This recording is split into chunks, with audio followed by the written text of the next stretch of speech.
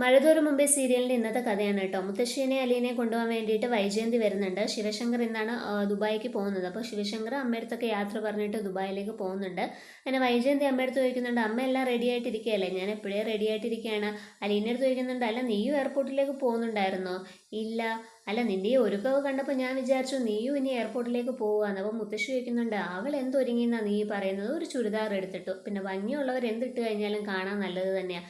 കാണാൻ നല്ലതോ? ഇവളെ ഒന്ന് വൈജയന്തി ചോദിക്കുക. കുറച്ച് തൊലി വെളുപ്പുണ്ട്, അല്ലാതെ എന്താ ഉള്ളത്? അപ്പം മുത്തശ്ശി പറയുന്നുണ്ട്, തൊലി വെളുപ്പുണ്ടല്ലോ, അത് മതി.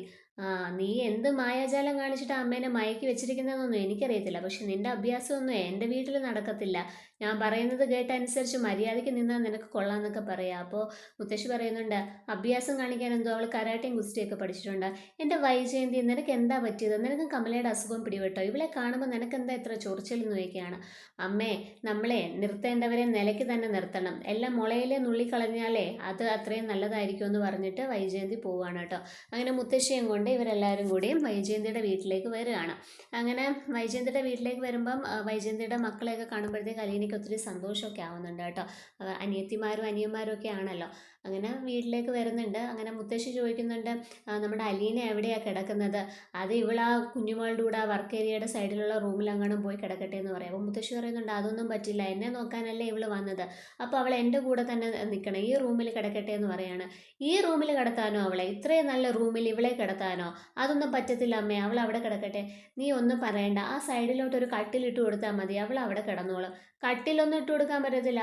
അവൾ അവിടെ അങ്ങനൊന്നും അല്ലല്ലോ കിടന്നത്, നിലത്ത് മെത്ത വിരിച്ചിട്ടല്ലേ കിടന്നത്, അതേപോലെ തന്നെ ഇവിടെ അങ്ങ് കിടന്നാൽ മതി എന്ന് വൈജയന്തി പറയുകയാണ് കേട്ടോ.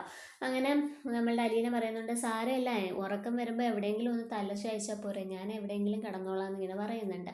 അങ്ങനെ മുത്തശ്ശിയടുത്ത് ചോദിക്കുന്നുണ്ട്, ഇനി ഞാൻ എന്താ മുത്തശ്ശി ഇവിടെ ചെയ്യേണ്ടതെന്ന്. മോൾ ഇവിടെ നിൽക്കുക, വൈജയന്തി എന്തെങ്കിലും ചെയ്യണമെന്നുണ്ടെങ്കിൽ നിന്നെ വിളിക്കും, അപ്പം നീ പോയാൽ മതി എന്ന് പറയണം. അങ്ങനെ വൈജയന്തി വിളിക്കുന്നുണ്ട്. നമ്മുടെ അലീന പോയിട്ട് വീടൊക്കെ ക്ലീൻ ചെയ്യുന്നുണ്ട് കേട്ടോ. ആ സമയം വൈജയന്തിയുടെ മോനും അതേപോലെ നമ്മുടെ കമലയുടെ മോൻ ഹരിശങ്കറും കൂടി മുകളിൽ ഇങ്ങനെ നിന്ന് അലീനെ നോക്കിക്കൊണ്ടിരിക്കുകയാണ്. അപ്പോൾ ഹരിശങ്കർ പറയുന്നുണ്ട്, കണ്ടോടാ എന്താ അല്ലേ, എന്തൊരു ഭംഗിയല്ലേ അവളെ കാണാനായിട്ട്. അന്നേരം ആ മറ്റേ പയ്യൻ ചോദിക്കുന്നുണ്ട്, നിനക്ക് ഇത് തന്നെയുള്ളോ ജോലി? ഈ സ്വഭാവം ഒന്നും മാറിയില്ലേ? എങ്ങനെ മാറാനാടാ, നമ്മുടെ പ്രായമൊക്കെ അതല്ലേ. ഇങ്ങനെ ഇവർ രണ്ടുപേരോട് അലീനെ ഇങ്ങനെ നോക്കിക്കൊണ്ട് നിന്ന് കമൻസ് ഒക്കെ പറയുകയാണ് കേട്ടോ. അപ്പോൾ ഹരിശങ്കർ പറയുന്നുണ്ട്, എന്തോ ഒരു തിരുമറി നടന്നിട്ടുണ്ട്. എന്ത് തിരുമറി നടക്കാൻ? എടാ, ആർക്കോ അബദ്ധം പറ്റിയതാ.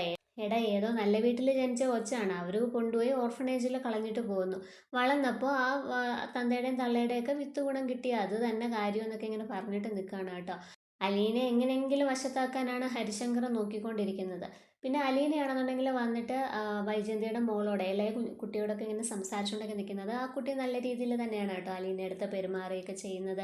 ചേച്ചി കാണാൻ നല്ല ഭംഗിയുണ്ടെന്നും ചേച്ചിക്ക് എങ്ങനെയാണ് ഇത്ര വെളുപ്പ് കിട്ടിയെന്നൊക്കെ അലീനയുടെ അടുത്ത് ചോദിക്കുന്നുണ്ട്. എനിക്ക് അത്ര വെളുപ്പൊന്നും ഇല്ലല്ലോ ചേച്ചി എന്നൊക്കെ പറഞ്ഞിട്ട് ആ കുട്ടിയോട് കാര്യമൊക്കെ പറഞ്ഞുകൊണ്ട് നിൽക്കുന്ന സമയത്ത് വൈജയന്തി വരുന്നുണ്ട്. വൈജയന്തി വന്നിട്ട് ചോദിക്കുന്നുണ്ട്, നീ എന്തെടുക്കുക ഇവിടെ? അല്ല, ഞാൻ മോളോട് പേര് ചോദിക്കുമായിരുന്നു. പിന്നെ നീ അമ്മയുടെ കാര്യങ്ങൾ മാത്രം നോക്കിയാൽ പോരാ, ഈ വീട്ടിലെ എല്ലാ ജോലിയും നീ ചെയ്യണം. ഇന്ന് പിന്നെ കുഞ്ഞുമോള് എല്ലാ കാര്യങ്ങളും ചെയ്തിട്ടുണ്ട്, നാളെ തൊട്ട് ഞാൻ പറയാം എന്തൊക്കെയാണ് നീ ചെയ്യേണ്ടെന്നുള്ളത്. പലീന പറയുന്നുണ്ട്, പറഞ്ഞാൽ മതി, ഞാനെല്ലാം ചെയ്തോളാം, എനിക്ക് മടിയൊന്നുമില്ല എന്ന് പറയാണ്. എൻ്റെ വീടല്ലേ. നിന്റെ വീടോ? നിന്റെ വീടാന്ന് ആര് പറഞ്ഞു? അല്ല, എൻ്റെ വീട് പോലെ കണ്ട് ഞാൻ ആത്മാർത്ഥമായിട്ട് എല്ലാ ജോലിയും ചെയ്തോളാം എന്ന് പറയുമായിരുന്നു. അത്ര ആത്മാർത്ഥതയൊന്നും വേണ്ട, നിനക്ക് ആത്മാർത്ഥത കൂടിയിട്ടേ ഈ പണവും സ്വർണമൊക്കെ പിന്നെ നിൻ്റേതാണെന്ന് അങ്ങ് വിചാരിച്ചു കഴിഞ്ഞാൽ എന്ത് ചെയ്യുമെന്നൊക്കെ പറഞ്ഞിട്ട് വൈജയന്തി അലീനേനെ ഇങ്ങനെ കുത്തിവാക്കുകൾ കൊണ്ട് നോവിക്കുന്നുണ്ട് കേട്ടോ. സ്വന്തം അമ്മയാണ് എന്നോട് ഇങ്ങനെയൊക്കെ പറയുന്നതെന്ന് ആലോചിക്കുമ്പോൾ നമ്മളുടെ അലീനയ്ക്കാണെന്നുണ്ടെങ്കിൽ അത് സഹിക്കാവുന്നതിലും അപ്പുറമാണ് കേട്ടോ. അപ്പോൾ അതൊക്കെയാണ് ഇന്നത്തെ എപ്പിസോഡിൽ കാണിക്കുന്നത്.